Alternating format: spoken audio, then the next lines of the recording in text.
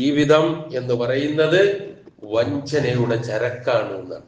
എന്റെ വിശദീകരണത്തിലേക്ക് ഞാൻ പോകുന്നില്ല. അപ്പൊ നമ്മൾ എന്ത് വേണം? നമ്മൾ ബുദ്ധിമാന്മാരായ വിശ്വാസികളായി മാറണം. ഈ ലോകത്ത് എങ്ങനെയാണ് ബുദ്ധിമാന്മാരായ വിശ്വാസികളായി മാറുക? നമ്മളൊക്കെ ബുദ്ധിയുള്ളവരാണ് എല്ലാ നിലയിലും. ഒരു കച്ചവടം എങ്ങനെ കൊണ്ടുപോകണം എന്ന് കൃത്യമായി അറിയുന്നവരാണ്. ഒരു സ്ഥാപനം എങ്ങനെ നടത്തിക്കൊണ്ടു പോകണം കൃത്യമായി ബോധമുള്ളവരാണ്. ഒരു സംഘടന എങ്ങനെ നയിച്ചു കൊണ്ടുപോകണം കൃത്യമായ അവബോധമുള്ളവരാണ്. എല്ലാ രംഗത്ത് കൃഷി എങ്ങനെ ചെയ്യണം ബുദ്ധിയുള്ളവർ. നമ്മളാരും മോശക്കാരൊന്നുമല്ല.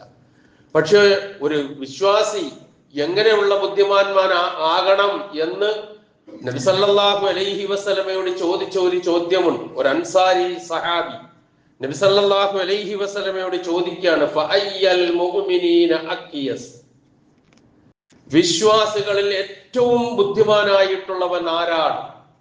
ഇതാണ് നബി സല്ലല്ലാഹു അലൈഹി വസല്ലമയോടുള്ള ചോദ്യം. നേരത്തെ ഞാൻ പറഞ്ഞതൊക്കെ ബുദ്ധി ഉണ്ടെങ്കിലേ നടക്കൂ. എന്നാൽ ജനങ്ങളിൽ ഏറ്റവും ബുദ്ധിയുള്ളവൻ ആരാണ് എന്ന് ചോദിച്ചപ്പോൾ നബി സല്ലല്ലാഹു അലൈഹി വസല്ലമയുടെ മറുപടി, വിശ്വാസികളിൽ ഏറ്റവും ബുദ്ധിയുള്ളവൻ അക്സറുഹും ലിൽ മൗതി ദിക്റ, സദാ മരണത്തെ കുറിച്ചുള്ള ഓർമ്മയോടുകൂടി ജീവിക്കുന്നവനാണ് ബുദ്ധിമാൻ. അത് മാത്രം മതിയോ? പോരാ. വഅഹ്സനഹും ലിമാ ബഅദഹു ഇസ്തിഅദാദൻ, ആ മരണത്തിന് ശേഷം തനിക്ക് അഭിമുഖീകരിക്കേണ്ടി വരുന്നത് എന്തോ അതിനു വേണ്ടിയുള്ള സർവ തയ്യാറെടുപ്പ് നടത്തുന്നവൻ ഉലൈകൽ അഖിയാസ്, അവരാണ് വിശ്വാസികളിൽ ബുദ്ധിയുള്ളവർ എന്ന് നബി സല്ലല്ലാഹു